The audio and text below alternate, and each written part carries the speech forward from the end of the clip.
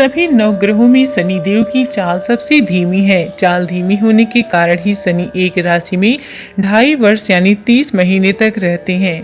पौराणिक कथा के मुताबिक शनि की धीमी चाल की वजह दशानन रावण है। ऐसा कहते हैं कि रावण ने क्रोध में आकर शनिदेव का पैर तोड़ दिया था और तभी से शनि की रफ्तार धीमी पड़ी। आइए विजयदशमी के इस मौके पर आपको बताते हैं कि आखिर रावण ने क्यों शनि का पैर तोड़ा था। रावण बेहद अहंकारी और विद्वान था। अपनी शक्तियों के बल पर वो किसी को भी परास्त करने का दम रखता था। रावण को शास्त्रों की भी बहुत अच्छी समझ थी। रावण चाहता था कि उसका पुत्र उसी की तरह बलशाली और सर्वशक्तिमान हो।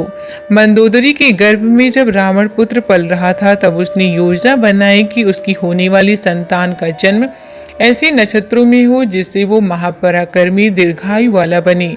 रावण की पैदा होने वाली ये संतान मेघनाद ही है।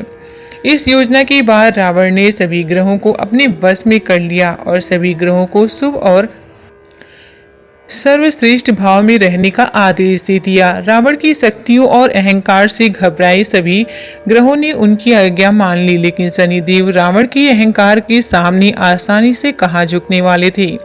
रावण जानता था कि शनिदेव न्याय के देवता हैं और उन्हें मनाए बगैर उसके पुत्र को दीर्घायु का वरदान नहीं मिल पाएगा।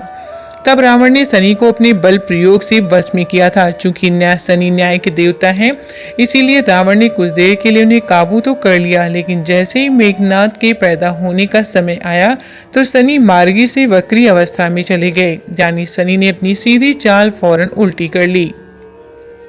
शनि की उल्टी चाल के कारण ही मेघनाद अल्प आयु हो गए। ये शनि का ही प्रकोप था जिसके चलते मेघनाद कम उम्र में ही महासंग्राम में मारा गया।